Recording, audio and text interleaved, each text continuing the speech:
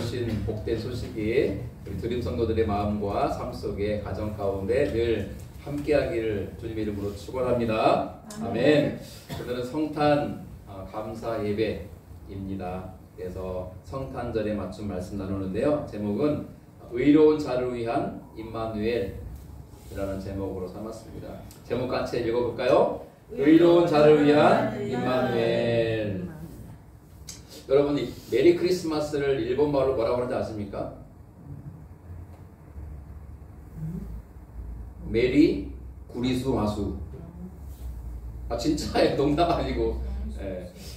일본 분들은 이 크리스마스라는 영어 단어 발음이 잘 안 돼서 구리수 마수 이렇게 실제로 부릅니다. 그래서 우리 목사님 농담하시라는데 진짜입니다. 혹시 스페인어로 뭔지 아십니까? 남미 사람들이나 유럽의 스페인, 포르투갈 이런 사람들이 쓰는 언어가 있거든요. 예, 펠리스 나비다라는 거예요. 그런 노래 들어보셨어요? 펠리스 나비다 이런 노래 나오는데 무슨 말인가 하는데 그게 메리 크리스마스라는 뜻의 스페인어. 예. 근데 또 하나가 있어요. 이거는 잘 모르실 것 같은데 혹시 노엘이 노엘이 무슨 뜻일까요? 뭐 의미를 부여하면 되죠. 왕이 나셨다 그러는데 이 프랑스어예요. 프랑스어인데 옛날 말, 우리나라도 옛날 말 있잖아요. 훈민정음 때 썼던 그런 말들 같은 거. 근데 프랑스어 지금 쓰는 말은 아니고 고어인데 이 노엘이라는 뜻이 원래 기쁨의 외침이라는 뜻이에요. 기쁨의 외침. 노엘 이렇게 기뻐서 외치는 거예요. 탄성. 근데 그게 좀 크리스마스 때 쓰는 용어가 되면서 좀 변천이 되면서 기쁨의 좋은 소식. 이렇게 좀 의미가 좀 이렇게 좀 더 풍성해졌고요. 예수님이 이 땅에 오신 기쁨의 좋은 소식이라는 뜻이죠, 노엘. 그래서 그것을 크리스마스 때 프랑스에서는 메리 크리스마스 대신에 노엘이라는 단어를 함께 쓰면서 축복하고 축하한다고 합니다. 우리는 뭐 축성탄, 축성탄 혹은 메리 크리스마스 이렇게 부르는데 아무튼 예수님 오신 날을 기념하는 이 성탄의 자리에 우리 사랑하는 드림 성도들과 함께 하나님 예배할 수 있어서 참 감사하고 또 감격이 있습니다. 말씀으로 들어가서요. 여러분 구약 성경이 39권으로 말라기로 마무리가 되면서 이제 신약 성경이 시작되죠. 여러분 신약 성경이 시작하는 첫 성경책이 뭡니까? 마태복음이죠.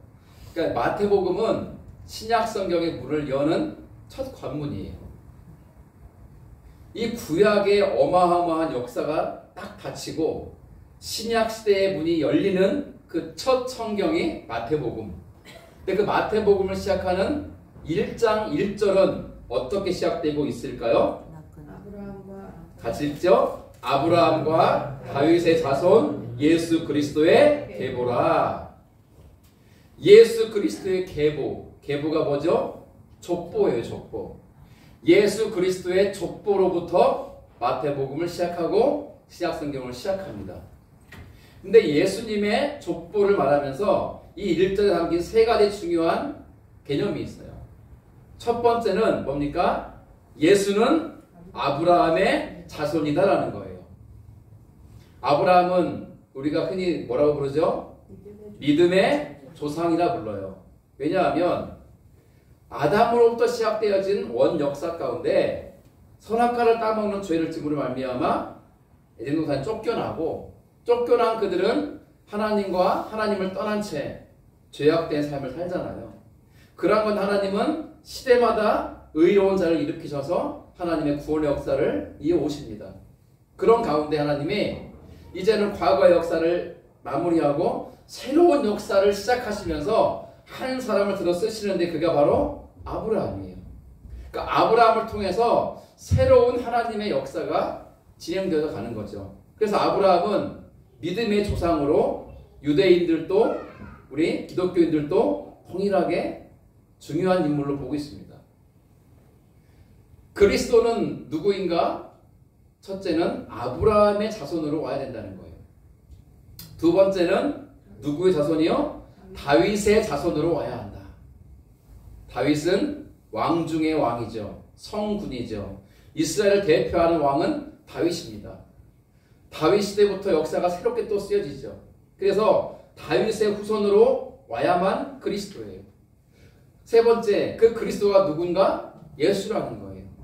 우리는 예수 그리스도 붙여서 말하지만 이 두 가지는 다른 개념이죠. 왜냐하면 예수는 마리아의 아들로 태어나신 그 아기의 이름이 예수예요. 근데 그 예수가 누구라고요? 그리스도이시라는 거예요. 이것은 사실 구약에서부터 예언된 말씀의 성취죠.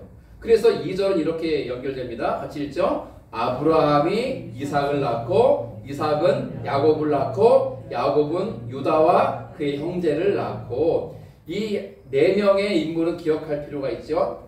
자, 새로운 역사를 시작하는 사람이 아브라함이죠. 아브라함의 아들이 둘이 있죠. 누구죠? 이스마엘과 이삭이에요. 그런데 이스마엘은 몸종 하가를 통해서 낳은 거고 하나님의 약속의 자식이 아니에요. 하나님의 약속의 자식은 누굽니까? 사라의 몸 통해서 올 아들 곧 이삭이죠. 그래서 계보가 아브라함과 이스마엘로 연결되는 게 아니라 아브라함과 이삭으로 연결돼요. 그리고 이삭은 두 아들을 낳죠. 쌍둥이. 누구와 누구죠? 에서와 야곱. 기왕이면 형을 먼저 말해줘야 형 기분 안 나쁘겠죠? 에서와 야곱을 낳았는데 그리스도의 역사는 에서로 가는 게 아니라 누구로 온다고요? 야곱을 통해 온다. 우리가 배운 거예요. 지금 구약 창세기에서. 그 다음에 야곱은 몇 명의 아들을 낳죠? 12명의 아들을 낳아요. 12명의 아들이 나중에 이스라엘 12지파를 이루는데 예수님이 오신 계보는 누구를 통해 올까요? 12아들 중에 네 번째 아들인 유다를 통해서 오셔야 돼요. 그래서 지금 2절의 계보가 아브라함이 이삭을 낳고 이삭은 야곱을 낳고 야곱은 유다와 그의 형제를 낳았다. 이렇게 연결되는 거예요. 큰아들이 원래 르우벤이거든요. 르우벤을 통해 오시지 않았어요. 둘째 시므온을 통해 오시지 않았어요. 셋째 레위를 통해 온 것도 아니에요. 네 번째인 유다를 통해서 오신 거예요. 자, 이렇게 3절부터 여기까지 쭉 누가 누구를 낳고 쭉쭉쭉 나옵니다. 나오다가 이 족보의 마지막 16절은 이렇게 연결됩니다. 같이 읽죠. 시작. 야곱은 마리아의 남편 요셉을 낳았으니 마리아에게서 그리스도라 칭하는 예수가 나시니라. 아멘. 이 신절의 야곱은 위에 있는 2절의 야곱이 아니에요. 이름이 같을 뿐이죠. 후대에 이름이 같은 이름으로 쓰여진 한 인물이죠. 하여간 그 야곱이라는 사람에게서 요셉이 나오는데 뭐 공교롭게도 야곱의 아들 중에 요셉이 있긴 하죠. 같은 이렇게 이름들은 그러니까 부모님이나 조상들의 이름을 흔히 써요.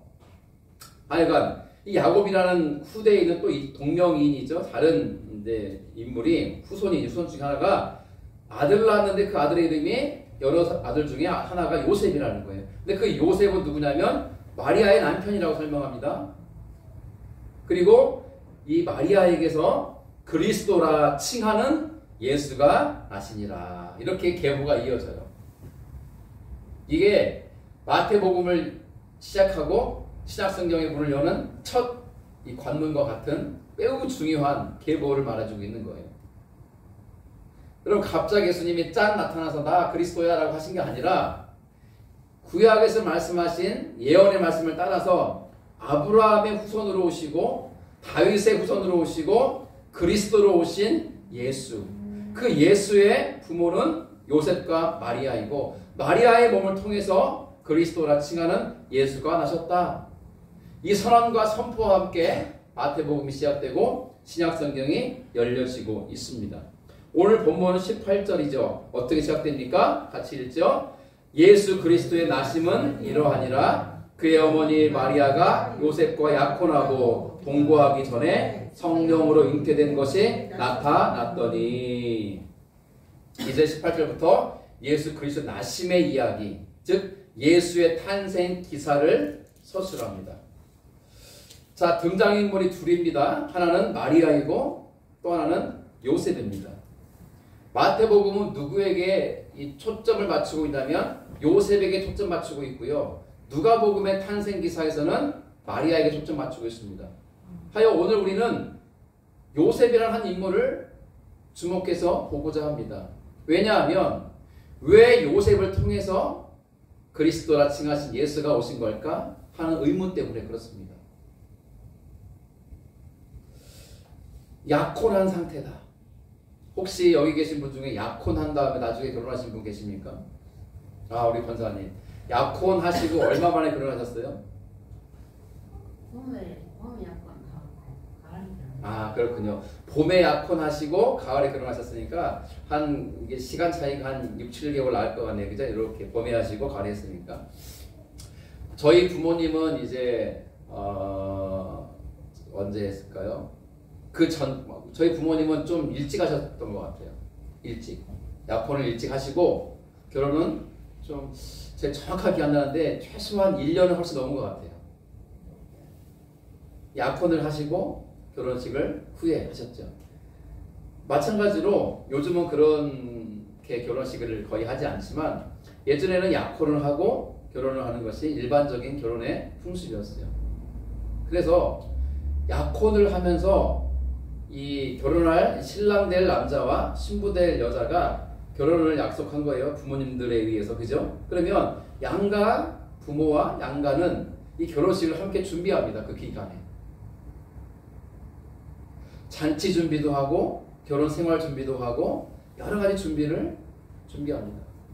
그리고 이 본인들도 결혼식을 여러모로 준비합니다.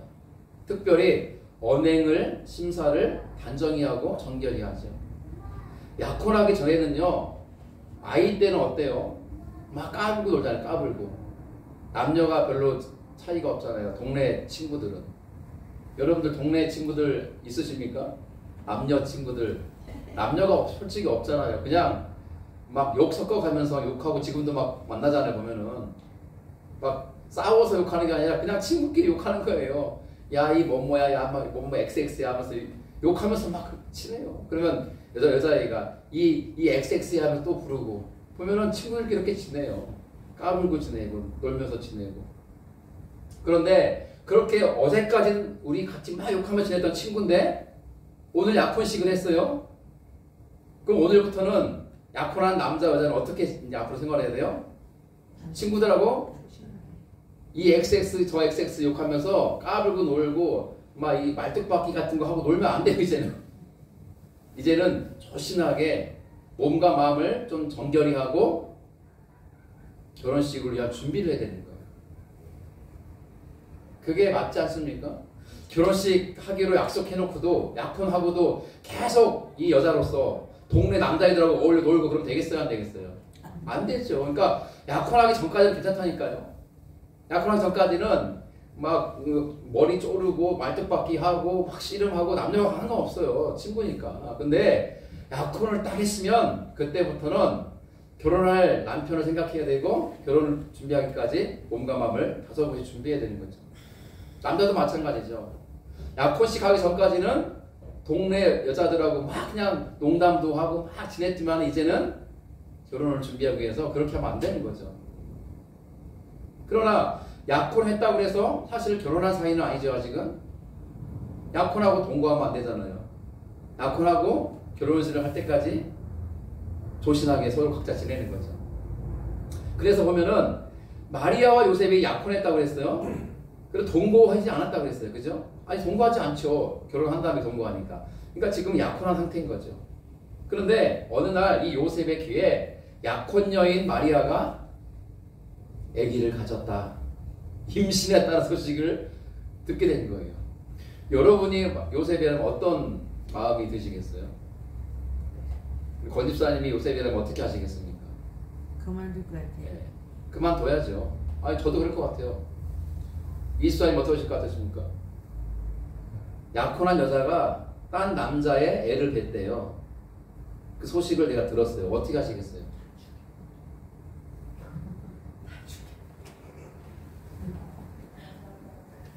우리 집사님 마음이 너무 좋으셔가지고 파혼을 해야 되나 말을 해야 되나 어떻게 할까요? 어떻게 하시겠어요? 결혼을 하기 전인데 약혼만 한 상태인데 신부될 여자하고 내가 같이 잠자리를 가진 것도 아닌데 신부가 임신했다는 거예요. 다른 남자의 애를 가졌다고요. 그러면 어떻게 하시겠냐고요, 집사님. 결혼 안 하죠? 네. 권사님 어떻게 하시겠어요? 예수 믿어서는 그렇잖아. 진짜 들어보고 모르죠. 우리 권사님은 예수 믿으니까 내가 기도해보고 그랬겠다. 참 어려운 문제입니다. 네. 저 같아도 이제 약혼했던 걸 파혼할 것 같아요. 어떤 일로 합시다. 요셉도 그렇게 하기를 마음먹었어요. 왜냐하면 지금 아무것도 몰라요. 요셉은 마리아가 왜 임신한지를 몰라요. 그냥 임신했다는 소식만 들은 거예요. 근데 그 소식을 저는 어떻게 들었을까를 생각해보면 다른 사람을 통해서 들은 게 아니라 아마 마리아를 통해 직접 들었을 것 같아요. 그리고 마리아가 말해줄 때 자기가 천사를 만났고 천사가 전해준 메시지가 있잖아요. 그 메시지를 다 전해줬지만 요셉의 귀에는 그게 들렸을까요? 안 들렸을까요? 안 들리죠. 뭘로 끝난 거예요?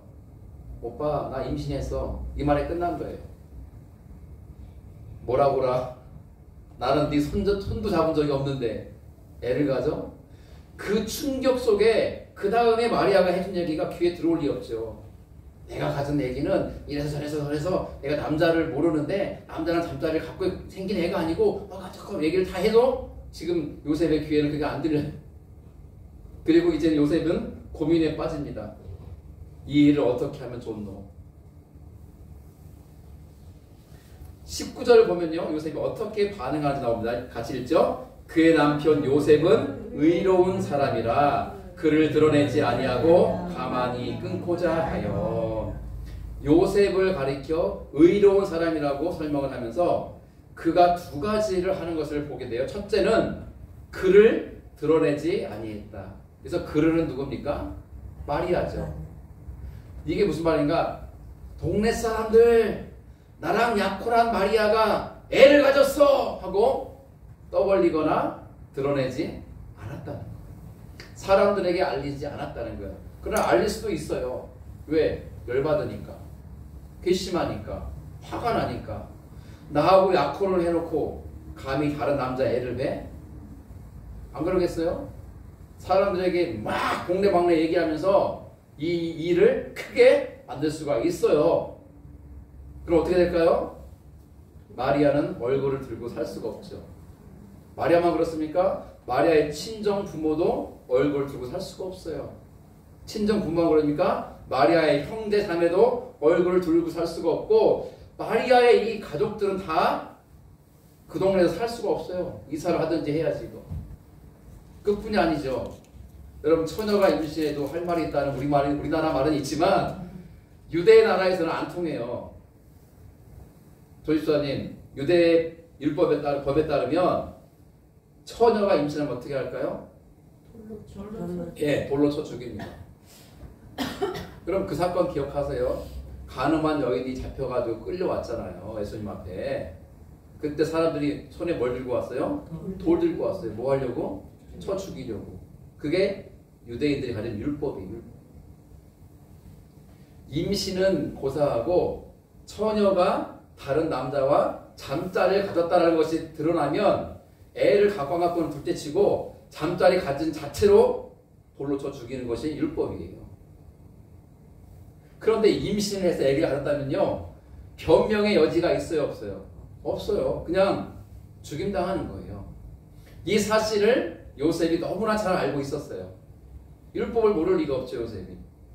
그래서 내가 만약에 동네 사람들에게 동네 사람들 마리아가 애를 가졌어 라는 말을 했다고 하면 얼굴을 못 들고 다니는 것은 뭐 둘째치고 돌에 맞아 죽으니 안 될 일이죠. 그래서 요셉은 첫째로 뭐 합니까?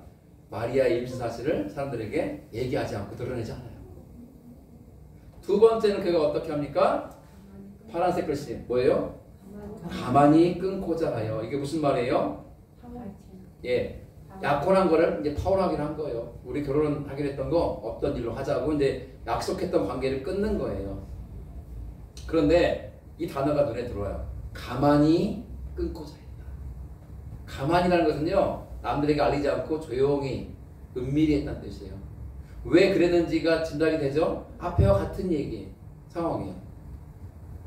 그러니까 요셉도 아무리 고민해보고 우리 권사님처럼 그래도 믿는 사람이니까 믿는 사람으로서 어떻게 당장 매몰차게 할 수 없으니까 어떻게 해야 되나 어떻게 되나 몇 날 며칠은 고민해 봤는데도 불구하고 도무지 딴 남자 애를 가진 여자를 내 아내로 삼을 수가 없는 거예요. 그래서 끊기로 한 거예요. 관계를. 약혼하기로 한 관계를 끊고 그 약혼했던 걸 파혼하기로 마음을 먹은 거예요. 그런 요셉을 가릴 때 성경은 뭐라고 표현합니까? 의로운 사람이다 그렇게 말해요. 자, 저는 여기에서 뭘 보냐면 가만히 끊고자 하여라는 말은 뭐냐면 마음을 먹긴 먹었어요. 파혼하기로, 관계를 끊기로, 약속을 파기하기로, 그죠? 이제 마리아와 이제 아무 관계없는 사람으로 이제 우리 관계를 끊으려고 마음을 먹었다는 거예요, 그죠? 근데 아직 시행에 옮겼어요, 안 옮겼어요? 아직 안 옮겼어요. 잘 봐야 돼요. 끊고자 했다는 거예요. 마음을 먹었다는 거예요. 마음을 먹었어요. 그런데 마음을 모질게 먹고 난데도 불구하고 잠이 안 와요. 고민되니까. 왜? 내가 조용히 파혼을 한다 해도 시간이 조금만 지나면 사람들이 알아요 몰라요? 알죠. 그럼 묻죠. 아니 결혼식 날짜가 다가오지 않아? 그런데 거짓말로 예 금방 결혼하죠. 이렇게 말할 수 없잖아요. 사실은 파혼했습니다. 파혼? 아니 왜? 무슨 일이 있어? 왜? 왜 그래? 사람들이 물을 거 아니에요. 물으면 뭐라고 답해야 돼요? 마리아가 임신했습니다. 그렇게 말하겠어요? 그러면 죽는데? 어차피 시간 지나면 알려져요. 그죠? 근데 내가 조용히 파혼한다 해도 시간은 조금 끌 수 있지만 결과는 똑같아요. 그래서 고민되는 거예요. 잠이 오겠어요? 마리아를 아내로 맞이하기는 내가 아직 그건 안 돼요. 그건 못할 일이고 그러다가 파혼을 하자니 마리아가 죽게 생겼고 고민이 아니 될 수 없다는 거죠. 그렇게 뒤척이다가 겨우 잠이 들었는데 꿈을 꿔요. 자, 읽습니다.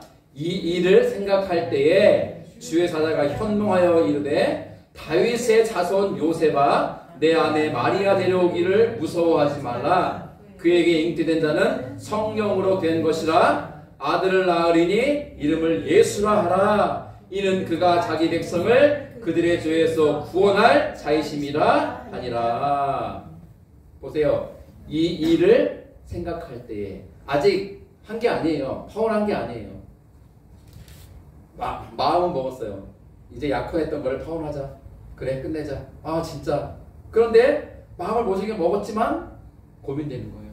마리아는 어떻게 될까? 어떻게 되지? 고민되는 거예요. 결혼하자니 막 미치겠고 결혼 안 하자니 마리아가 죽게 생겼고 고민되는 거예요. 그렇게 뒤척이다가 겨우 잠이 들었는데 그날 밤 꿈에 주의 사자, 천사죠. 천사가 현몽했던 것은 꿈에 나타났다는 뜻이에요. 꿈에 나타난 거예요. 나타나서 요셉을 부르는데 요셉아 이렇게 부르지 않고 뭐라고 부릅니까? 다윗의 자손 요셉아. 이 부분이 노란색이 있지. 잘 보세요.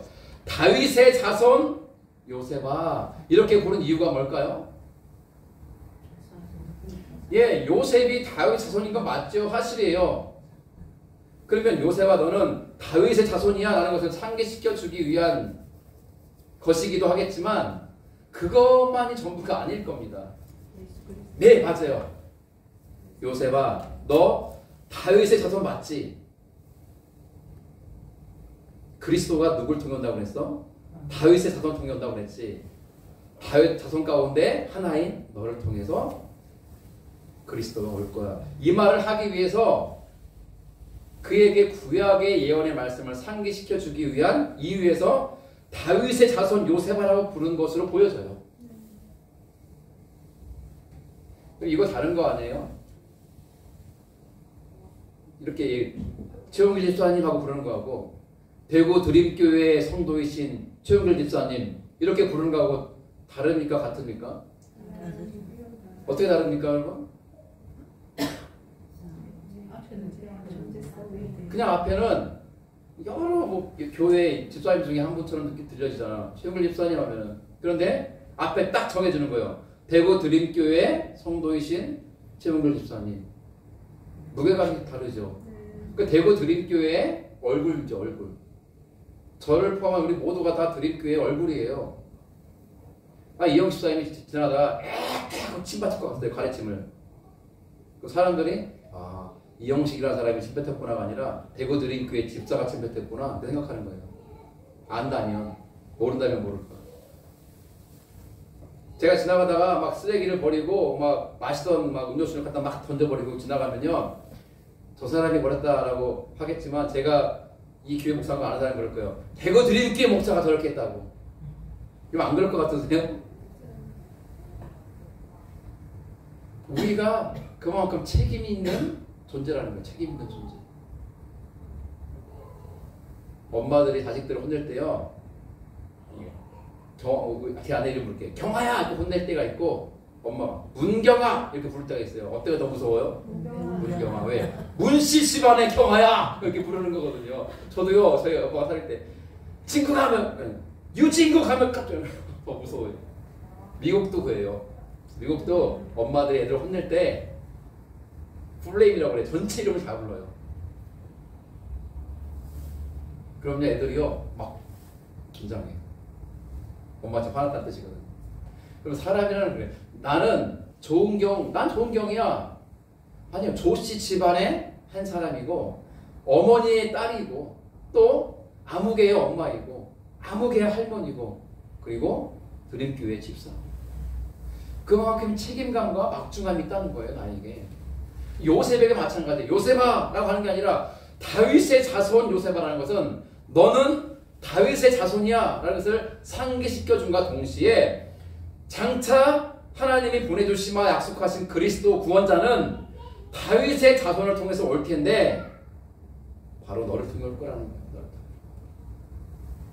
그러니 뭐라고요? 내 아내 마리아 데려오기를 무서워하지 말라. 주저하지 말고, 망설이지 말고, 머뭇거리지 말고, 걱정하지 말고, 두려워하지 말고, 무서워하지 말라는 거예요. 그냥 데려오라는 거예요. 그 뒷말씀이, 왜냐하면 마리아에게 잉태된 자, 임신하여 있는 그 아기는 다른 남자에 의한 것이 아니라 누구에게 된 거라고요? 성령으로 된 것이기 때문이다 그래요. 그리고 낳게 되는 아이는 딸이 아니고 아들이다. 근데 그 아들의 이름을 예수로 하라. 예수의 이름 뜻이 뭡니까? 그가 자기 백성을 그들의 죄에서 구원할 자이심이기 때문이다. 예수란 이름의 뜻이 구원자라는 뜻이에요. 구원자. 설명을 길게 하니까 그가 자기 백성을 그들의 죄에서 구원할 자 이렇게 설명이 되는 거죠. 그게 예수란 이름의 뜻이에요.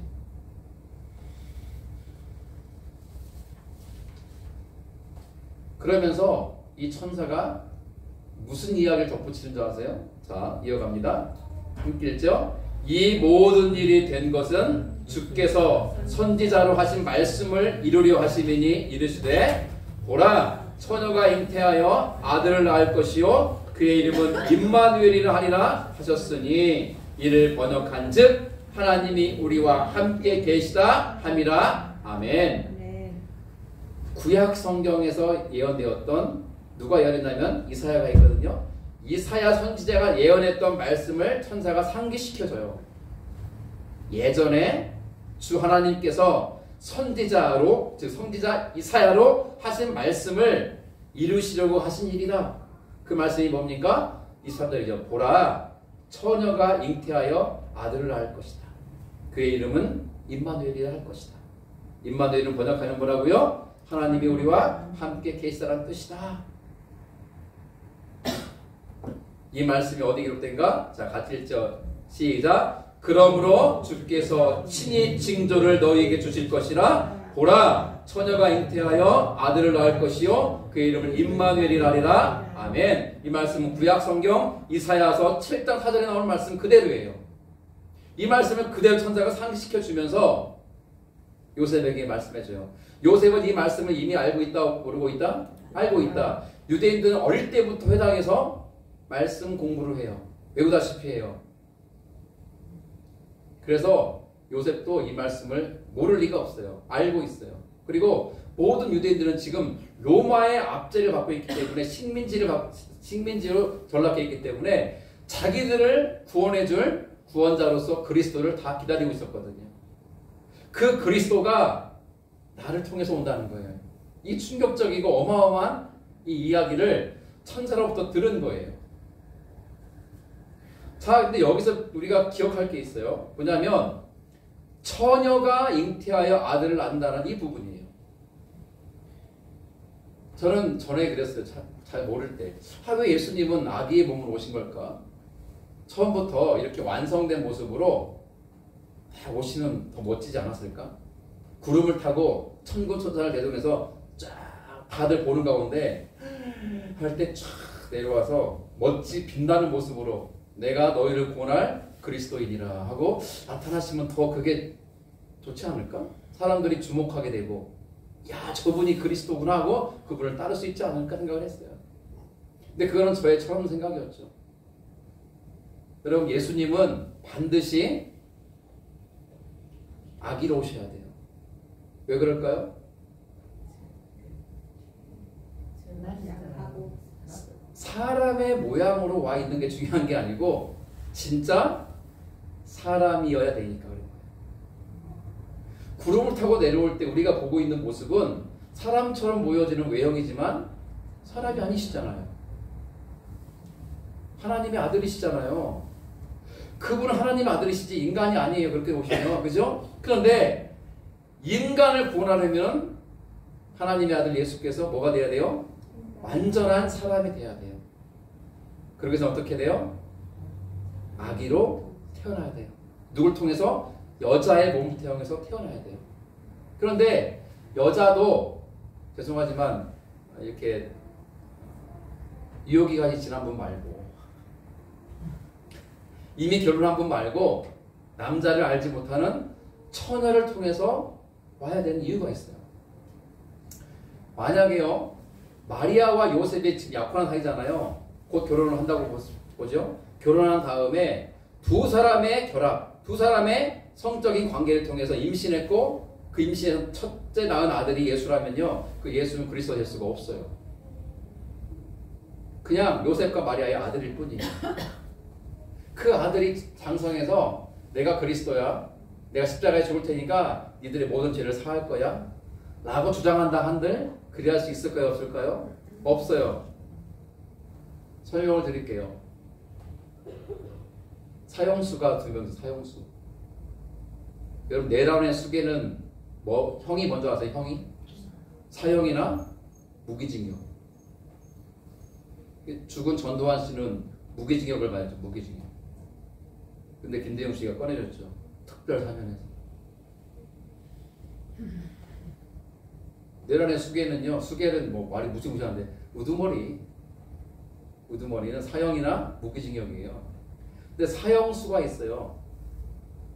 여기 대구 교도소에도 사형수 있는 거 아세요? 근데 사형수도 우리나라 지금 사형 집행하는 지가 수십 년 됐어요. 수십 년. 그래서 실제 사형 집행하지 않는 지가 오래돼서 사형을 거의 폐지한 나라로 간주하고 있는 나라가 우리나라예요. 그러나 현재 법상 형이 있고 아마 실행을 안 하고 있는데 전에 한동훈 씨가 법무장관 됐을 때 되자마자 뭐였냐면 그 사형 집행하는 이 형장이 있는 교도소는 정비를 하라 명령을 내렸어요. 그 중에 하나가 대구거든요. 그러니까 막 사형 집행하는 형장을 정비하라 그러니까 누가 긴장해요? 사형수들이 죽는 거 아니야? 그래가지고 그때요 원래 막 그 사형수들은요 극악한 죄인들이잖아요. 이 간수들의 말을 안 듣는데요. 그런데 그 법무부 장관이 그 사형장을 정비하라 이 말 한마디 명령 떨어지자 갑자기 사형수들이 말을 잘 듣더래. 순한 양처럼. 제가 말씀 한번 드렸잖아요. 죽을까 봐. 근데 여러분 감옥에 두 사람이 있는데 둘 다 사형수예요. 사형을 언도받은 사람들이에요. 자 근데 사형을 집행하기 위해서 사형 집행관이 뚜벅뚜벅 걸어오더니 문을 척 열더니 아무개 사형 나와. 오늘이 사형 집행일인 거예요. 옆에 있던 다른 사형수가 간수님 이 사람을 제가 사랑하오니 저를 대신 죽여주시고 이 사람을 살려주십시오 라고 말한다면 그 간수가 뭐라고 하겠습니까? 너는 내 얘기야. 사형수는 다른 사형수의 죄를 대신해서 죽을 수 있다 없다? 없어요. 왜? 나는 내 죄 때문에 죽을 사람이니까. 자, 그래서 죄인은 다른 죄인을 위해서 죽어줄 수도 없거니와 죽어준다 한들 다른 사람의 죄를 사하게 할 수 없다는 거예요.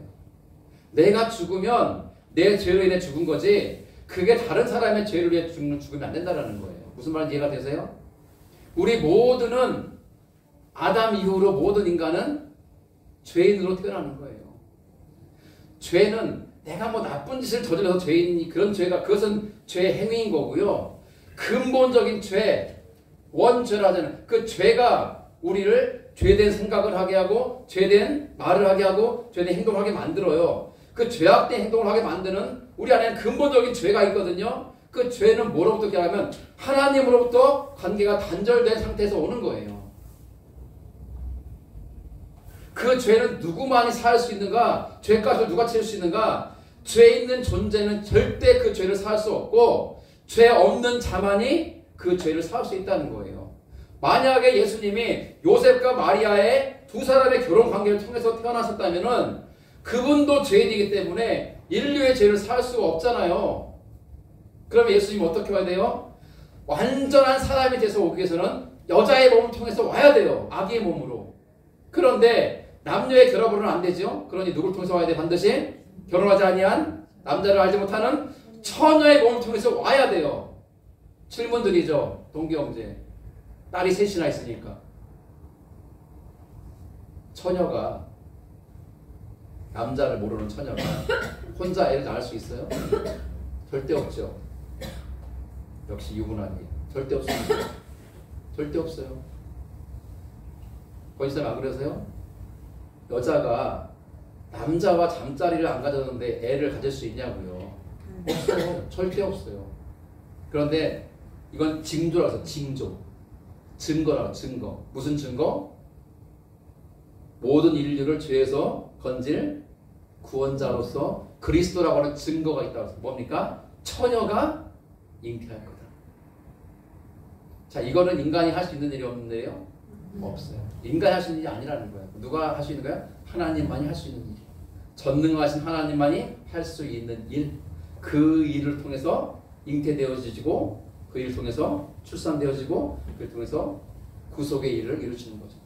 그래서 주 하나님께서 주 성령을 통해서 임신하게 하신 거죠. 그래서 죄 없는 상태로 이 땅에 오시되 인간처럼 보이는 존재가 아니라 완전한 사람이 되어서 오신 것. 그래야만 누구의 죄를 대신할 수 있으니까 인간의 죄를 대신할 수 있으니까.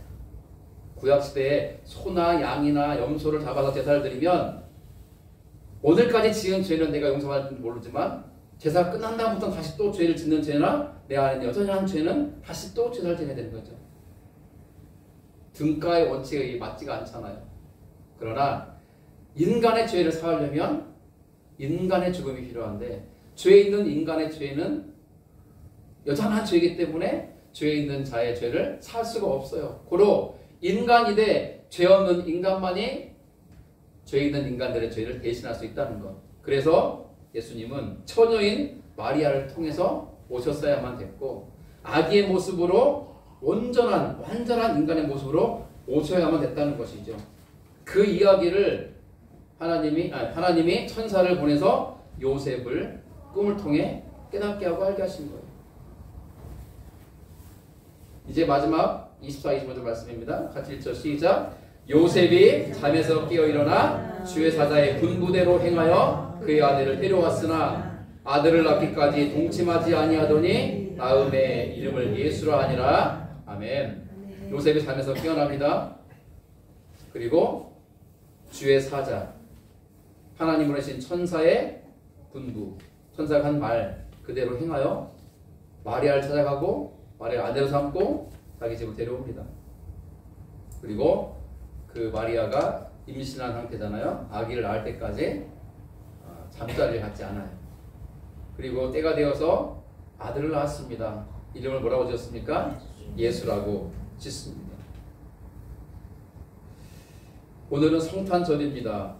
그런데 마태복음 1장은 성탄의 기사를 다루면서 요셉을 주목합니다.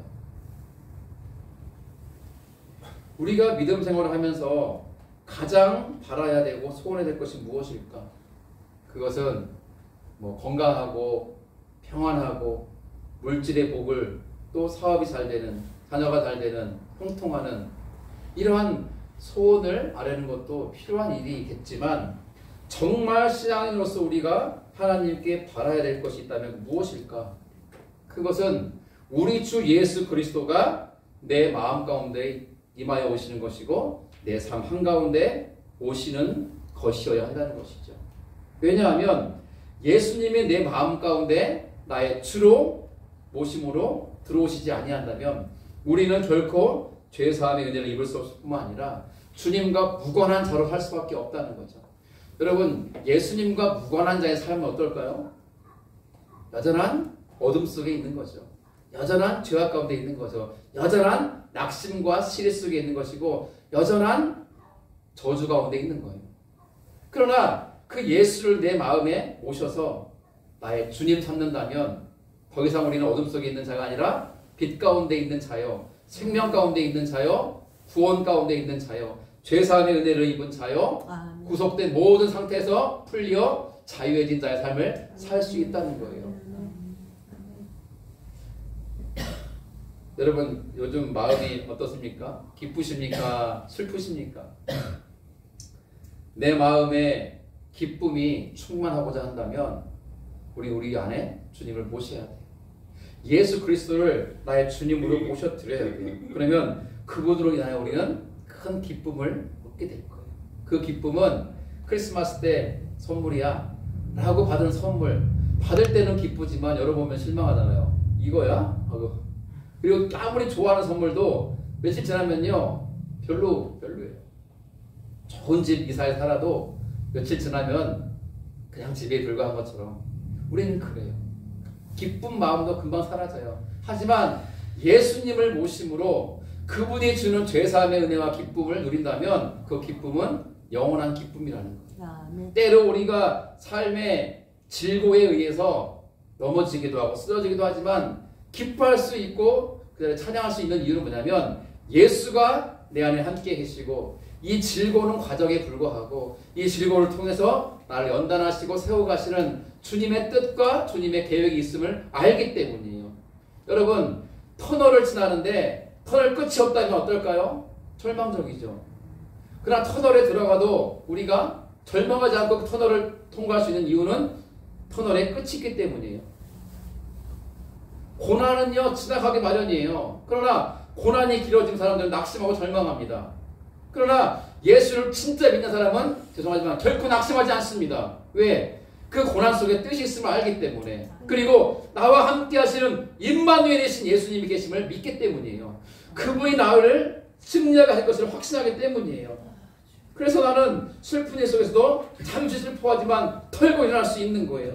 저는 세상 마지막으로 주목합니다. 왜 성경은 요셉을 가리켜서 의로운 자라 하고, 그렇구나. 우리에게 주고 있는 중요한 교훈은 그거예요. 임마누엘로 오시는 예수님은 아무나에게 임하는 게 아니라는 거예요. 의로운 자에게 임한다는 거예요. 성탄절은요 선물 주고받고 잔치하고 뭐 밥 먹고 스테이크 썰고 좋은 거 보러 갔다 오고 이런 것을 위한 성탄절은 결코 아니에요. 여러분 안타깝게도 1년 365일 중에 가장 범죄가 많이 일어난 날이 언제인지 아십니까? 성탄 이브예요. 성탄절 넘어가는 그 시간이에요. 어제 미국에서는 막 총으로 막 난사한 사건이 있었고요. 아버지가 아이를 잔인하게 죽인 사건이 있었고요. 얼마나 잔인하게 죽였는지를 말하지 않겠습니다. 경찰이 머리를 흔들더라고요. 어떻게 이런 일이 일어날 수 있을까? 친아버지가 한 살 먹은 아들을 죽였는데 너무 잔인하게 죽인 거예요. 그뿐만이겠습니까? 어젯밤에 대구 시내에 있는 호텔들이나 모텔들은 아마 뭐라고 그럽니까? 만석이라 뭐라고 하죠? 이렇게 다 방들이 꽉꽉 찼을 겁니다. 모처럼 술집들이 성황을 누렸을 겁니다. 흥청망청 먹고 마시고 선물 주고받는 날이 성탄절이 아니에요. 내 안에 예수님이 계신가를 살피는 날이고, 혹시 내 안에 주님이 떠나 계시진 않을까? 내가 주님, 솔직히 저 주님 계신 게 불편하고 좀 부담스럽거든요. 좀 나가 계실래요? 저 죽기 전에 다시 와서 내 안에 계시면 좋겠는데 혹시 그러고 있지 않은가? 죄송하지만 이렇게 말씀드리죠. 주님은요 아무나의 마음에 들어가지 않으세요. 주님은 의로운 자의 마음에 찾아오세요. 왜냐하면 예수님이 의로운 자 요셉에게 임하신 이유가 있기 때문에 그래요. 말씀을 이렇게 정리합니다. 요셉의 의로움이 어디에서 드러납니까? 마리아의 임신 사실을 사람들에게 알리지 않은 데 드러났다고 그랬어요. 그러면 오늘 우리가 어떻게 변화될 수 있습니까? 우리는 다른 사람을 죽이기 위해서가 아니라 다른 사람들을 살리기 위해서 헌신하며 살아가는 사람일 때 우리는 의로운 사람이 될 수 있는 거예요. 요셉은 조용히 약혼한 것을 파혼하려고 했습니다. 거기에 그 의로움이 있다고 그랬어요. 그것처럼 우리도 허물을 들춰낸 자가 아니라 허다한 허물을 사랑으로 덮어주는 사람이 의로운 사람이고 그러한 사람에게 주님이 찾아오신다는 것이고요. 요셉은 마리아와 포함하는 것을 마음먹긴 했지만 마리아가 그럼 어떻게 되는 걸까 하면서 괴로워하며 뒤척거리면서 밤을 지새웠어요. 그것처럼 누군가의 상처, 누군가의 아픔, 누군가의 어려움을 보고 무시하는 것이 아니라 관심 갖고 마음 써주고 공감해주고 저 집사님, 저 권사님, 저 청년 어떻게 하면 내가 도움이 될까? 라는 마음을 가진 사람이야말로 주님이 찾아오실 수 있는 의로운 사람이라는 것이고요. 요셉은 꿈에서 만난 천사가 해준 그 말씀을 믿음으로 받아들였잖아요. 그것처럼 부족하지만 주의 종이 전하는 말씀을 들을 때에 나는 상관없어 라고 듣는 것이 아니라 아멘, 그 말씀은 나에게 주시는 은혜 말씀입니다 라고 받는 사람에게 주님은 임하고 찾아오신다는 것이고요.